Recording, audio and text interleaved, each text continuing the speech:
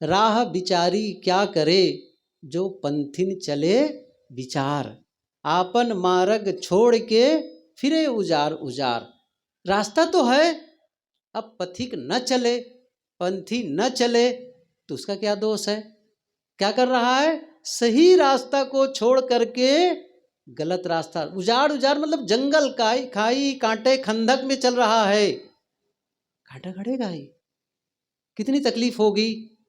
आप और हम जानते हैं एक सही पथ होता है और एक गलत पथ होता है। जब आप अपने जीवन में गलत खान पान वाले रास्ते पकड़ लेते हैं तो सही रास्ता को छोड़ देते हैं। आपके वाणी वचन में असंयम है, बोलने में कटुता है, अश्लीलता है, धोखाधड़ी वाला है। इसका मतलब आपने गलत रास्ता पकड़ लिया है। चोरी करते हो, हिंसा करते हो, व्यभिचार में लगे हुए हो, क्या है वह? गलत रास्ता पकड़ लिए हो। साहब कहते हैं रास्ता तो है, राह बिचारी क्या करे, जो पंथिन चले विचार। आपन मार्ग छोड़ के फिरे उजार उजार। ये बहुत सारी बातें उन्होंने कही है और उनका जो यदि संदेश थोड़े में हम कहना चाहें तो उनका संदेश है आत्मज्ञान। और इसी आत्मज्ञान के नाते उन्होंने, अब देखो बहुत सारी बातें विभिन्न पंथों में विवाद का विषय हो जाता है। जैसे कोई, अभी मैं कहूँ ईश्वर है कि नहीं, कुछ लोग कहेंगे ईश्वर है, कुछ लोग कहेंगे नहीं है, ऐसा कह सकते हैं।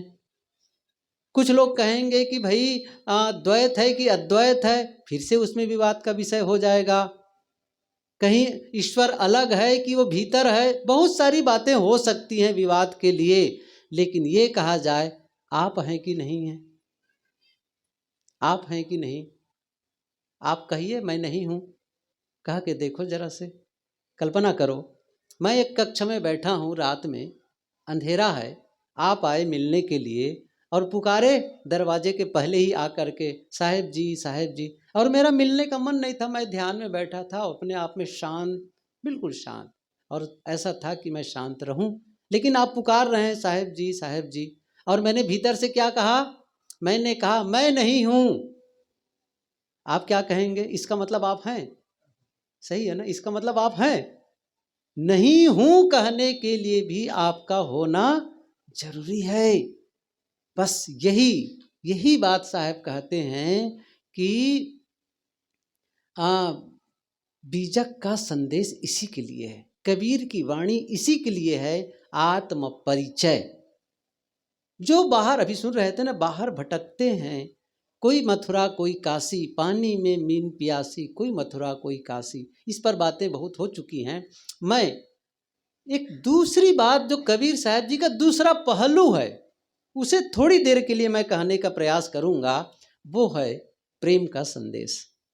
उन्होंने क्या कहा है सबको पता है, पोथी पढ़ी पढ़ी जग मुआ, पंडित भया न कोय, ढाई आखर प्रेम का, पढ़े सो पंडित होय। और बीजक में भी एक पंक्ति, दो साखी है, प्रेम पाट का चोलना पहिर कबीरू नाच, पानिप दीन्हो तास को जो तनमन बोले साँच।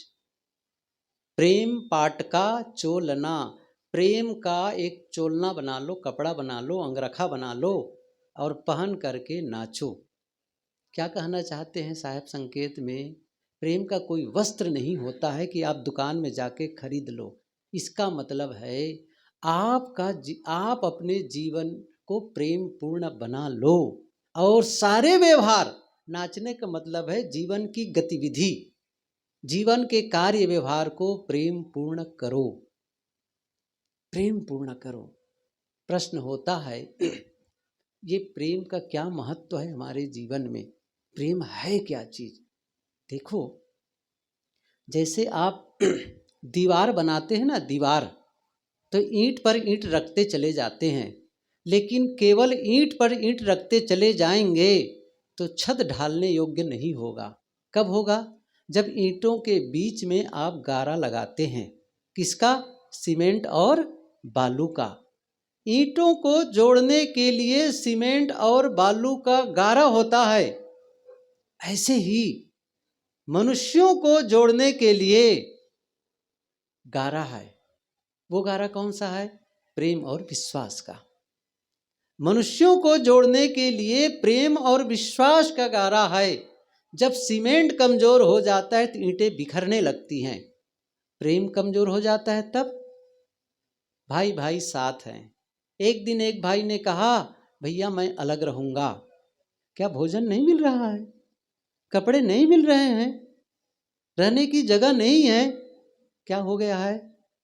प्रेम कम हो गया है, विश्वास कम हो गया है, खत्म हो गया है, और तभी तो अलग रहने की बात आ रही है। साहब क्या कहते हैं? प्रेम प्रेम लाओ प्रेम की। हम सबको ये पता ही नहीं चलता है कि प्रेम कैसे घट रहा है। देखो प्रेम की स्थिति कैसी है। प्रेम होता है पौधे की तरह। बहुत थोड़ी सी और बड़ी सरल और व्यवहारिक बात मैं बताना चाहता हूँ, थोड़ा सा ध्यान रखेंगे आप लोग। प्रेम क्या है? पौधे की तरह है। पौधे की तरह। पौधे को सींचते चले जाओ, वो हरा भरा रहता है, कुम्हलाता नहीं है। और जब प्रेम को सींचना बंद कर दो तब, पौधे को सींचना बंद कर दो तब कुम्हला जाता है। ऐसे ही प्रेम भी पौधे की तरह है। प्रेम को सींचते रहो, सींचते रहो, प्रेम हरा भरा रहता है। और जब सींचना बंद कर देते हैं तो प्रेम भी कुम्हलाने लगता है। कैसे कुम्हलाने लगता है? कैसे पता चले कि प्रेम कुम्हला रहा है, प्रेम मुरझा रहा है? एक बात बताऊं मैं, जीवन हमेशा हमें इंडिकेट करता है, संकेत भेजता है। लेकिन चूंकि हम लोग तो जीवन का अध्ययन करना ही भूल गए हैं। पोथी को पढ़ने वाले भी, शास्त्र पढ़ने वाले लोग भी जीवन की पोथी नहीं पढ़ पाते हैं। ये जितने शास्त्र बने हैं ना, जितने शास्त्र बने हैं ना, इन सारे शास्त्रों का केवल एक ही काम है। क्या है वह काम? सारे पोथियों का एक ही काम है कि वो हमें जीवन की पोथी को पढ़ना सिखा दें, बस। जीवन संकेत भेजता है। और मैंने कहा था ना, जीवन के बारे में तो पढ़ाया ही नहीं जाता। जैसे मैं जब बच्चों के बीच बोलना होता है, कल ही मुझे जाना है और मैं जल्दी से जाना चाहता था आज ही। कल एक कॉलेज में बीएड के छात्रों के बीच में बोलना है मुझे।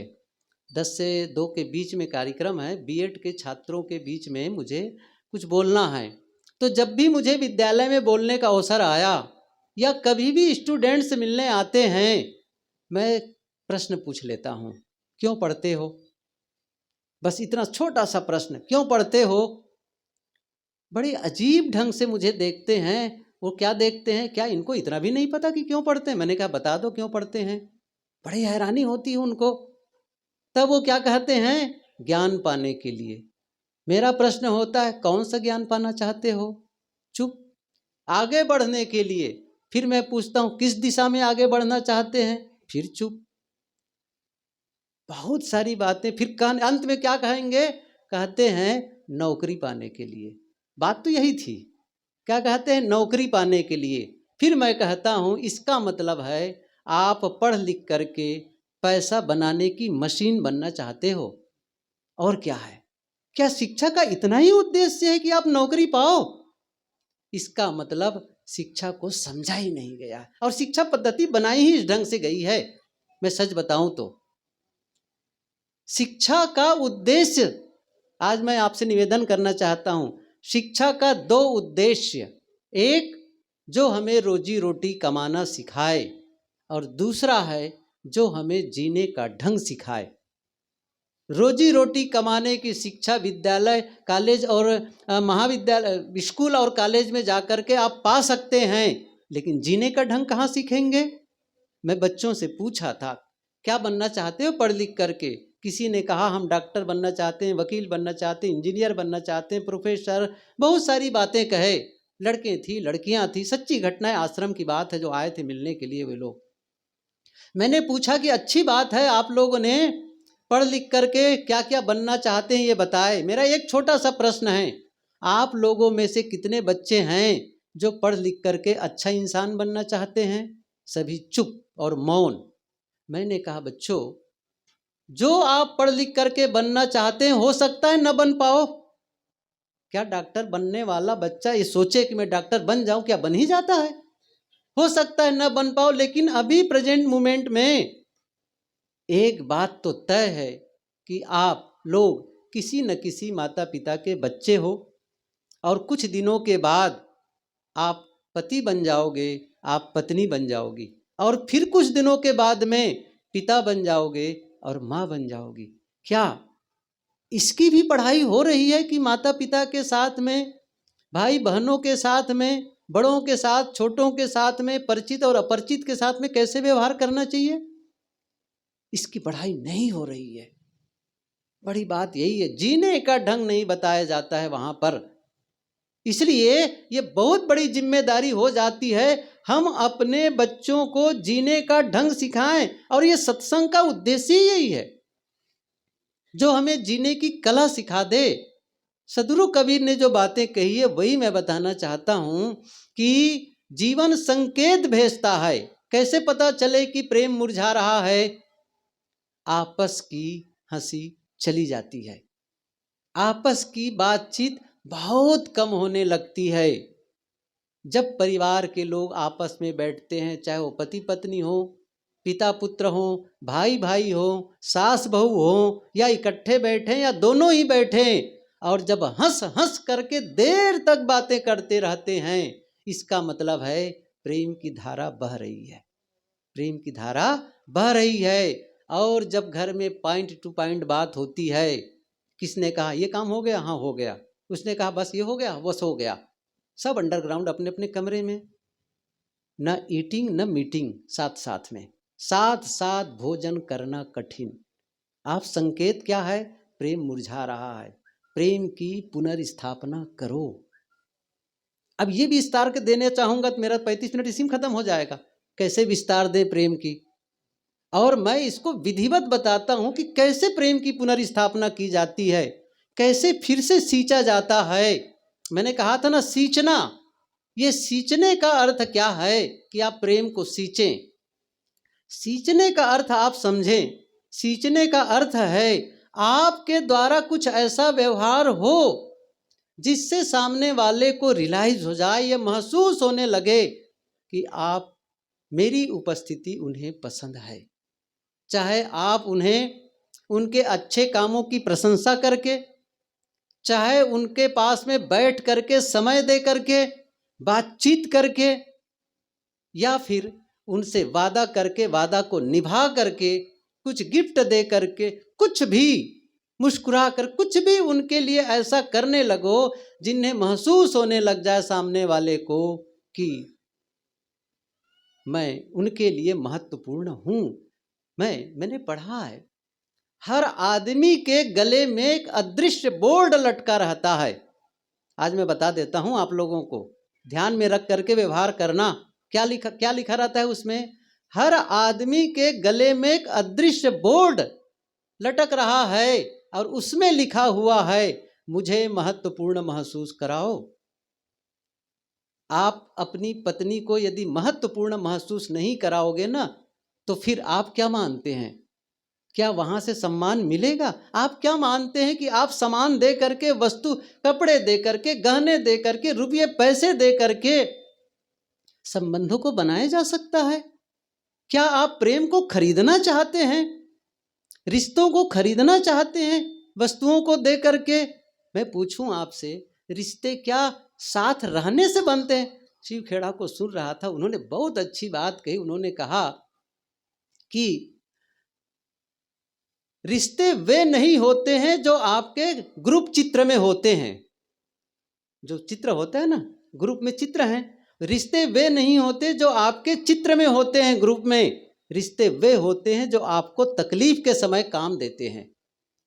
तकलीफ के समय आते हैं रिश्ते, वो महत्वपूर्ण है।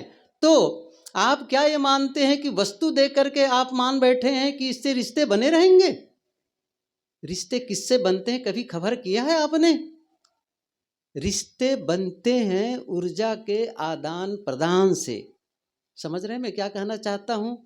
अब ये ऊर्जा की व्याख्या करूं तो बात तो बड़ी हो जाएगी। फिर ऊर्जा का मतलब है आप हर आदमी,